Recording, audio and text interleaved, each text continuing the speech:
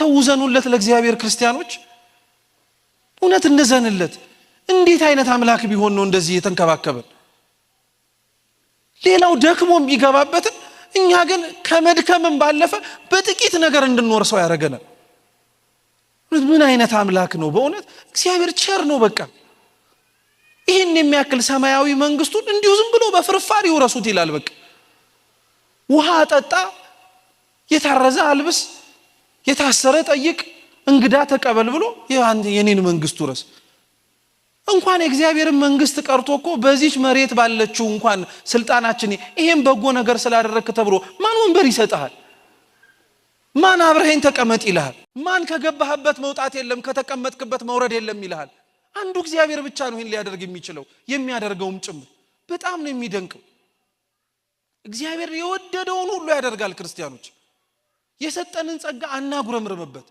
የሰጠንን ሀብት የእግዚአብሔርን መንግስት የመውረሻ ነው በጣም ግን እኛ ተሳስተን መንገድ ስተን ከወጣን ቆነጀንበት የሰጠንን ጸጋ ለኪሳችን ስናረገው የሰጠንን ሀብት መንግስቱን ለመውረስ ሳይሆን የራሳችንን ምድራዊ ህይወት ለማደላደያ ስንጠቀመው የእግዚአብሔር ጸጋ ከአብዛኞቻችን እየራቀ እየሸሸብን ሄደ እውነት በቸርነቱ ይመልስልን መድኃኔዓለም እንጂ እኛ አልሆነልንም እውነቴን እንምላችሁ እኛ አልሆነልንም ሞክረናል ጥረናል እየጣርንም ጭምር ነው ቸርነቱ ብቻ ነው ይዞ ያቆየን ሁላችንን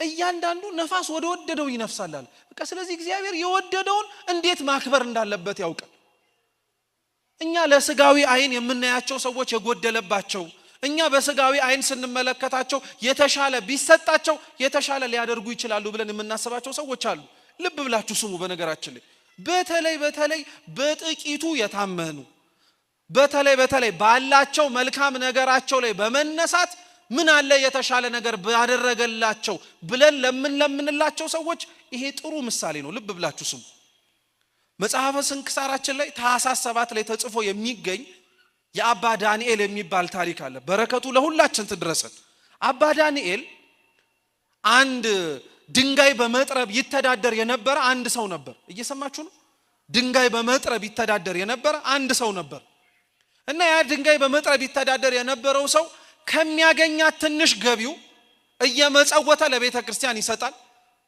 እየቀነሰ ከራሱ ደግሞ ለነዳያንም ጭምር ይመጸውታል እንግዲህ ያስቡት ያለው ቢሰጥ አይገርም ተርፎት ነው የምንለው የሌለው ሰው ቢሰጥ ግን በጣም ነው የሚደንቀው ምን አለ የተጨመረ ነገር ቢኖረው ደግሞ በዚህ ልቡ የበለጠ ባረገበት እንላለን ልብ ብላችሁ ስሙ አባ ዳንኤል ያንን ሰው እየተመለከተውና በጣም ተደነቀ ለእግዚአብሔርም ጸሎት አረገ ይላል ታኅሳስ 7 ላይ ያለ የስንክሳር ታሪክ ነው ገብታችሁ አንብቡ ቤታችሁ አቤቱ ጌታ ሆይ አለ አባ ዳንኤል የሰው በድህነቱ ድንጋይ ጠርቦ ከሚያገኘው ገንዘብ እቺን መስጠት ከቻለ ባለጸጋ እኮ ብታረገው እንዴት አትርፎ በሰጣል እና ይሄን የሰማ እግዚአብሔር ስለ አባ ዳንኤል ጽድቅ ሲል በሕፃን አምሳል ተገለጠለትና ምን አለው መሰላችሁ ይህ ሰው አጣው የምትለውን ያስፈልገዋል የምትለውን ነገር ሰጥቸው ጸባዩ ቢለወጥስ አለ አንተ ትዋሰዋለህ አለ እኔ ዋሰዋለሁ አለ ደግ በጃል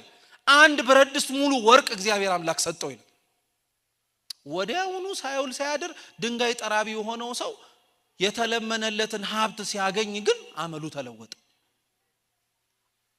ተለወጠ መለወጥ ብቻ አይደለም አመሉ እንደተለወጠ ዋስ የሆነው አባ ዳንኤል ሄዶ ልምከር ሲለው አሳስሮ አስገረፈው አባ ዳንኤል እግዚአብሔር አምላክ እያወቀ ያላረገውን ነገር ጨምርለት ብሎ በመለመኑ ምክንያት ራሱ አባ ዳንኤል የሞት ፍርድ ይፈረድበት ተባለ አምላክም በድንግልና ጸንሳ የወለደች እመቤታችን ቆመች ከሕፃኑ ከክርስቶስ ፊት ያወቀ መስሎት የተረዳ መስሎት የጠቀመ መስሎት ነው ምህረትን አርግለታል አባ ዳንኤልም እውነት ነው ሀብቱን ወሰድበታል ወዲያውኑ ጠላት ተነሳ ተወረረ ሀብቱ በሙሉ ተወረሰ መልሶ ደሃ ሲሆን ትላንትና የነበረውን ጽድቅ መልሶ አገኘ እና አሁን አንተና እኔ እግዚአብሔር እንደሚሆኑ ይሁኑ ብሎ ያደረጋቸውን ሰዎች የበለጠ ያርግላቸው ብለህ የምትጠይቀው ነፋስ ወደ ወደደ እንደሚነፍሰው ዘንግተው እኮ ማንን ምን ማድረግ እንዳለበት እግዚአብሔር ጠንቅቆ ያውቅ እያንዳንዳችን የተሰጠን ጸጋ አልኳችሁ የእግዚአብሔር መንግስት መውረሻ ነው ልክ ጥምቀት የእግዚአብሔር ልጅነትን ማግኛ ዘላለማዊ ሕይወትን መውረሻ ነው እንደምንለው እግዚአብሔር የሰጠንም ጸጋ በምድር የምንከብርበት ሳይሆን በሰማያትም ጭምር የምንኖርበት ነው። በሰማያት የምንኖርበት ነው። ሐዋርያት የተሰጣቸው ጸጋ፣ ሰማዕታት የተሰጣቸው ጸጋ የሚታገሱበት፣ አንደበታቸውን ከፍተው የሚናገሩበት፣ የሰሙትን ለመኖር የሚጣጣሩበት ጸጋ የእግዚአብሔር መንግስት ለመውረሻ ነው እንጂ ስማቸውን ለዘላለም ተክሎ ማቆያ አይደለም። እየሰማችሁ ነው ክርስቲያኖች? ሐዋርያት የሰጣቸውን ጸጋ ተጠቅመው ጥለውልንና አስቀምጠውልን የሄዱት ነገር ከክርስቶስ የወረሱትን ሃይማኖት፣ ከክርስቶስ ያገኙትን ጥምቀት፣ ከክርስቶስ የሰሙትን ትምህርት፣ እግዚአብሔር የሰጣቸውንም ጭምር የተቀደሰ ሕይወት ነው እንጂ እኛ ሳንኖርና እኛ እንዲሁ ዝም ብለን እንደኖርን ሰዎች ከመቃብራችን በላይ ተጽፎ ሩጫዬን ጨርሻለሁ ብሎ እንደሚነበበው ጥቅስ አይደለም። የእውነት የተኖረ ሕይወት ነው የሰጡን። የእውነት ደም የፈሰሰበትን ዋጋ ነው ያካፈሉ። ይዞት ስለመጣው ባለስልጣንነት ትክክለኛውን ስልጣን ጥምቀትን ሰጠው። ይዞት ስለመጣው ባለጸግነት ገንዘብ ይዞ መጥቶ ነበረ፣ ገንዘብም ነበረው። ክርስቶስ ግን ለኒቆዲሞስ ይቅርብሃል፣ ትክክለኛው ባለጠግነት የእግዚአብሔር ጸጋን ገንዘብ ማድረግ ነው። ትክክለኛው ባለጠግነት እሱ ለሰማያዊ ሕይወት መኖር መቻል። ትክክለኛው ባለጠግነት እዚህ የምንኖረው ሕይወት ላይ የጽድቅ ስራን ማከማቸት። ክርስቶስ ምን እንዳላቸው ትዝ ይላቸዋል? አጋንንትን ማውጣት ይችሉ ዘንድ ለደቀ መዛሙርቱ ስልጣን በሰጣቸው ጊዜ ላይ በስምህ አጋንንት ተገዙልን አሉት። ክርስቶስ ምን አላቸው? እውነት እላችኋለሁ በስሜ አጋንንት ስለተገዙላችሁ አይድነቃችሁ፣ በሰማይ ባለው በሕይወት መጽሐፍ ስማችሁ ስለተጻፈ ግን ደስ ይበላችኋል። ማን ደስ ይለዋል? አሁን ማንስ ይህንን ተስፋ ያደርገዋል ከኛ መካከል? እግዚአብሔር እውነት አይነ ልቡናችንን ያብራልን። ባለጠግነት ትክክለኛው እሱ ነው። ቀጠለ። አሁንም ቁጥር 13 እና 14 ላይ ደግሞ ምን አለው? ሙሴ በምድረ በዳ የነሐሱን እባብ እንደሰቀለ እንዲሁ የዘላለም ሕይወትን ይወርሱ ዘንድ እንጂ እንዳይጠፉ የሰው ልጅም ይሰቀል ዘንድ ይገባል። ሶስተኛ የነገረው ትልቅ ነገር ደግሞ ስለ መስቀል ጌታችን ኢየሱስ ክርስቶስ እንደሚሰቀል መከራ እንደሚቀበል እያንዳንዱ ነገር ለዘላለማዊ ሕይወት ተብሎ የተደረጉ ናቸው። ክርስቶስ የተጠመቀው ለኛ ለዘላለማዊ ሕይወት ለመስጠት ነው። ክርስቶስ የመንፈስ ቅዱስን ጸጋ ለሐዋርያት ከዛም በኋላ ላለን ለተጠመቀን ሰዎች የሰጠን የዘላለማዊ ሕይወት እንድንወርስበት ነው። ክርስቶስ የተሰቀለው ለዘላለማዊ ሕይወት እንደሆነ ሁሉ እኛም መስቀሉን ተሸክመን እንድንኖር እንድንመላለስ የሚጠራንም ለዘላለማዊ ሕይወት ነው። የአብዛኞቻችን የክርስቶስ የመስቀል ሕይወትና ኑሮ ግን አንገታችንና ነጠላችን ላይ ነው ይቀር። እውነቴን የምላችሁ ክርስቲያኖች በጣም ነው የምናሳዝነው። ጀርባችን ላይ ካጣፋ ነው ነጠላ፣ አንገታችን ላይ ካሰር ነው መስቀል ውጪ እኮ የእውነተኛን አይተው ክርስቲያን መሆናችንን የሚያውቁ ሰዎች አሉ። ማርያምን ብንል ገብርኤልን ብንል በስማቸው በቅዱሳን አትማሉ እየተባልን ብንብል እንኳን እነሱ ይሆኑ እንዴ እንባላለን። ስራችንን አይተው የሚያውቁን ሰዎች እኮ ጠፍተዋል። በቃ እኛም ስራ የሚታይ ስለሌለን እኮ እኛም ስራ የሚታይ በቃ አቆምን። ልክ ባለ አንድ መክሊት ኖሮት ቆፍሮ እንደቀበረው ሁሉ እግዚአብሔር የሰጠንን ነገር በሙሉ ቆፍረን ቀበር ነው። በቃ እጃችን ላይ ሆኖ ዋጋ ቢስ ሆነብን፣ እርባና ቢስ ሆነብን፣ ጥቅሙ አልገባለን፣ አጠቃቀሙንም አልቻልንበትም። ወይ እንደዛ ሆኖብን እንኳን ባለ አንድ መክሊቱን ክርስቶስ ምን እንዳለው ትዝ ይላችኋል? ለመሸጥ ለመለወጥ ለሚችሉት ወይ ምን አለ በሰጣቸዋል። እኛ መኖር ያቃተንን ክርስትና ለምን ቆፍረን እንቀብረዋለን? ምን አለ ለመኖር የሚችሉት ሰዎች ተስፋ እንዳይቆርጡ እንኳን ይዘነው በተገኘ። በእኛ ምክንያት ብዙዎች እኮ ተስፋ ቆረጡ ክርስቲያኖች። በእኛ አልኖር ባለን ክርስትና ተሰብኮ እንደመሰበኩ ብቻ ሳይሆን ሊኖር በሚገባው ሕይወት ልክ ተገኝተን ባለመታየታችን ተውት አሕዛብን ቤተ መቅደስ ውስጥና ቤተ ክርስቲያን ውስጥ ያለን ሰዎች እንኳን እኮ ይሄማ የማይኖር ሕይወት ነው ብለን እኮ አናናቅ ነው፣ አጣጣል ነው፣ ዝቅ አደረግን። አብዛኞቻችን እንደዛ ሆነንበታል። እግዚአብሔር አብዛኞቻችን። ጌታችን ኢየሱስ ክርስቶስ ግን እንዳልኳችሁ ነው የሰጠን የመስቀል ሕይወት አንገታችን ላይ የሚቀመጥ ብቻ አይደለም። የሰጠን የመስቀል ሕይወት በጣም ትልቅ ዋጋ ነው ያለው። ክርስቲያኖች የነሐሱን እባብ ያነሳለት ለኒቆዲሞስ ለምን መሰላችሁ? የኦሪት መምህር ስለሆነ ብሉይ ኪዳን ያውቃል። ኦሪት ዘኍልቍ ምዕራፍ 21 ላይ ያለ ታሪክ ሲጀመር ክርስቶስ በነሐሱ እባብ ብቻ አይደለም በነገራችን ላይ እያንዳንዱ ስለሚያነሳውና ስለሚሰጣቸው ምሳሌዎች የኦሪት መጽሐፍን ጠቅሶ መልሶ ማመሳከር እንዲችል የሚያስችለውን ምሳሌ ነው እየሰጠው ያለው። ስለ ጥምቀት ሲያወራ ውሃና መንፈስን የጠራው ውሃና መንፈስ ለኒቆዲሞስ አዲስ አይደሉም። ውሃን ያውቃል፣ የእግዚአብሔርን መንፈስ በውሃዎች ላይ ጸልዮ ነበር የሚል ጥቅስ ያውቃል። መንፈስ ያውቃል፣ በነቢያት መጽሐፍት ላይ በትንቢተ ኢዩኤል ላይ መንፈሴን በሥጋ ለባሽ ሁሉ ላይ አፈሳለሁ የሚል ጥቅስ ያውቃል።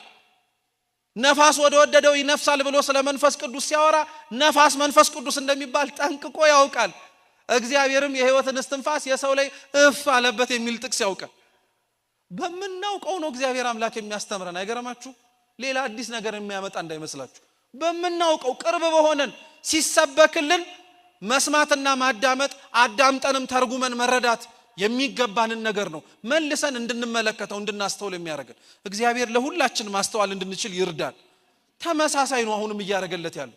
ሙሴ በምድረ በዳ የነሐሱን እባብ ሰቀላል። እስራኤላውያን ስላመጹ እግዚአብሔር አያበላንም አያጠጣንም ብለው ስላጉረመረሙ ምግቡን ሰጣቸው፣ ውሃውን ሰጣቸው፣ አብሮ መቅሰፍት አዘዘባቸው።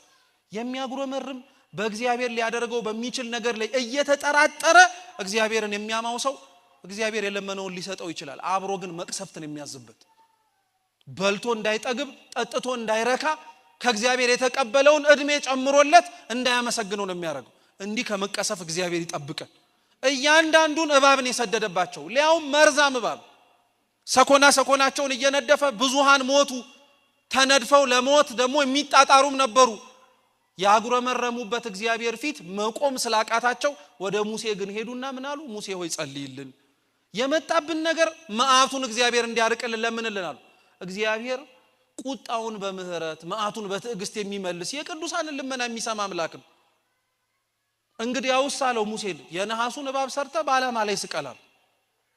ያንን የነሐሱን እባብ ባዩ ጊዜ ላይ የተነደፉት ሰዎች ሁሉ ከመርዛማው እባብ የመጣባቸውን መታመም ይፈወሳሉ፣ ይድናሉ አለ። ከመጀመሩ ነው በሰውነት ውስጥ ያለ መርዝ መድኃኒት ሳይገባበት በእይታ ብቻ ሊፈወስ የሚችል። ከመጀመሩ ነው ህይወት የሌለው የነሐስ እባብ የሞቱና ያንቀላፉ ሰዎችን ህይወት ሊሰጥ የሚችል። ሙሴ የሰቀለው የነሐሱ እባብ ክርስቶስ ነበር። እየተነደፉ መርዝ የወጣባቸው ሰይጣን ነበር። የመጀመሪያው እባብ መርዙ ኃጢአት ነው። ከፍ ባለ ዓላማ ላይ ተሰቅሎ የነበረው የነሐሱ እባብ ክርስቶስ ነው። የነሐስ እባብ ልክ እንደ ተናዳፊው እባብ መርዝ የለውም። ክርስቶስም ከፍ ብሎ ተሰቅሎ የታየው በነውር በበደሉ አይደለም። ምንም ነውርና በደል መርዝ የተባለ ነገር የለበትም። ንጹህ ነው እርሱ አምላካችን። የነሐስ እባብ ህይወት የለውም። ነሐስ ህይወት ስለሌለው ግን ህይወት ሳይኖረው ህይወት ይሰጥ ነበር። ክርስቶስም በተሰቀለበት በዛች የዕለት ዓርብ የቀራንዮ ዕለት ላይ በስጋው ሞቶ ነበር፣ በመለኮቱ ግን ሕያው ነው። ያዩት በሙሉ ህይወትን አግኝተዋል። እርሱን ለማየት የነሐሱን እባብ ያልታደሉትን ደግሞ የነሐሱ እባብ ሲመታ ባወጣው ድምጹን ሰምተው ተፈውሰዋል። ክርስቶስን ተሰቅሎ ለማየት ያልታደልን እኛ ተሰቅሏል የሚለውን ወንጌል ተሰብኮልን እኮ ነው አምነን አሁን የክርስቶስን ድህነት ድነናል ብለን የምንናገር። እየሰማችሁ ነው? ለሙሴ ይሄን ነገሩ። ከሞት ወደ ህይወት እንዴት መሻገር እንደሚቻል በነሐሱ እባብ አስረዳው። የክርስቶስ መስቀል ህይወት ሰጪ ነው አለ። አንድ ልጨምርላችሁና ትምህርታችንን እንጠቅልል። ሁለተኛ ነገሥት ላይ ደግሞ የኤልሳ ታሪክ አለ። እስኪ ኤልሳ በሉ። ኤልሳ የኤልያስ ደቀ መዝሙር ነው፣ ነብይ እግዚአብሔር ይባላል። በረከቱ ለሁላችን ትድረሰን። የኤልሳ ደቀ መዛሙርት አብረው ተቀምጠው ይማሩበት የነበረበት ቦታ ላይ ተቀምጦ ለመማር ቦታ ጠበባቸው። የክርስቶስ መስቀል ጥቅሙ እንዲገባን ነው። በነገራችን ላይ ክርስቲያኖች ይህን ሁሉ የምንናገር እንዴት ህይወትን እንደሰጠን እንድንረዳው። ቦታ ጠበበን፣ መቀመጫ እንድንሰራ እባክህ ፍቀድልን፣ በወንዙ ዳር ባሉት እንጨቶች ቆርጠን እናምጣሉት። ኤልሳ ፈቀደ፣ ዝም አለ። ከደቀ መዛሙርቱ መካከል ከተማሪዎቹ አንዱ ከሰው መጥረቢያ ተውሶ መጣና እንጨት እየፈለጠ ሳለ መጥረቢያው ወይንም ደግሞ ብረቱ ለብቻው ተገንጥሎ ባህር ውስጥ ገባበት። ወዮ ወዮ እያለ ጮኸ። ኤልሳ ምን ሆነህ ነው አለ። ይሄንን ምሳር ይሄንን የምጠርብበትን መጥረቢያ ተበድሬን ያመጣሁት የኔ አይደለም። ስለዚህ እንዴት አላለቅስ? ብድሬን መመለስ አለብኛል። ኤልሳ ምን አደረገ? በዛ ዙሪያ ላይ ከነበሩ እንጨቶች መካከል አንዱን አነሳና ውሃው ላይ ጣለው። የኤልሳ የጣለው እንጨት ውሃው ላይ ሲያርፍ ወደ ታች ሰመጠ። የተዋሰው የገባው የመጥረቢያው ብረት ደግሞ ከታች ከሰጠመበት እንጨቱ ወደ ውስጥ ሲገባ ወደ ላይ ወጣ። እኛም የምናውቀው በተፈጥሮ ስርዓት እንጨት ሲንሳፈፍ ብረት ሲሰጥም ነው። ኤልሳ የጣለው እንጨት ግን ሰጥሞ መስጠም የሚጠበቅበት ብረት ግን ከፍ ብሎ ወጣ። ኤልሳ የጣለው እንጨት መስቀል ነው። ባህሩ ሲኦል ነው። ብረቱ አዳም ነው። አዳም ልክ እንደ ብረቱ ወደ ጥልቅ ገባ። ላይወጣ የሚችልበትን ተስፋውን እስኪያጣ ድረስ ወደ ጥልቁ ወደ ሲኦል ገብቶ ከዲያብሎስ ጋር አብሮ ተቀመጠ። 5500 ዘመን ተቀጣ። የክርስቶስ መስቀል ግን ልክ ኤልሳ ባህሩ ላይ ሲጥላት ከፍ አርጋ ብረቷን እንዳወጣችው ክርስቶስም መስቀሉን በተሰቀለ ጊዜ ላይ እርሱም የራሱን ሕይወት አሳልፎ በሰጠ ጊዜ ላይ እርሱ ወደ ሲኦል ዘልቆ ሲገባ እኛ ደግሞ ራሳችን ከፍ ብለን ወጣ። የክርስቶስ መስቀል ዋጋ ተከፍሎልሃል የሚል መስቀል። የክርስቶስ መስቀል እኛ መስጠም ሲገባን እሱ እንደሰጠመና እንደገባልን፣ እኛ መውረድና መቀጣት የሚገባን ስፍራ ላይ እርሱ ግን እኛን ሊያወጣ መግባቱ። እያንዳንዱን ነገር ተመልከቱት። ታዲያ አሁን ከተረዳችሁ የሚያውቀውን ባለስልጣንነት በሰማያዊ ስልጣን በጥምቀት ለወጡ አልኳችሁ። እስኪ የሚያውቀውን ባለስልጣንነት በሉ እንጂ በዘላለማዊ ጥምቀት ስልጣን ለወጠለት። በጣም ጥሩ። የሚያውቀውን ባለጠግነት በሉ በማያውቀው ነገር ግን በበለጠው በጸጋ መንፈስ ቅዱስ ለወጠለት። በሶስተኛ አሁን የሰማችሁት ደግሞ ምን መሰላችሁ? ኒቆዲሞስ ባለስልጣን ባለጸጋ ብቻ ሳይሆን ምንም ጭምር ነው ብያችኋል። መምህር አዋቂ ነው ብሏል። የሚያውቀው ዕውቀት ኤልያስ እንጨት እንደጣለ ነው። የሚያውቀው ዕውቀት ሙሴ የነሐስ እባብ እንደሰቀለ ነው። እግዚአብሔር የማያውቀውን ዕውቀት ደግሞ አሁን ጨመረለት። የሙሴ የነሐስ እባብ እኔ ነኝ አለ። ኤልሳ የጣለው እንጨቱ እኔ ነኝ አለ። የሚያልፈውን ዕውቀት አወጣፋለትና ኦሪት ስትናገር የነበረችውን ትንቢት ሁሉ ፍጻሜውን አምጥቶ ሰጠ። አንድ ሰው ማለት ይሄ ነው ክርስቲያኖች።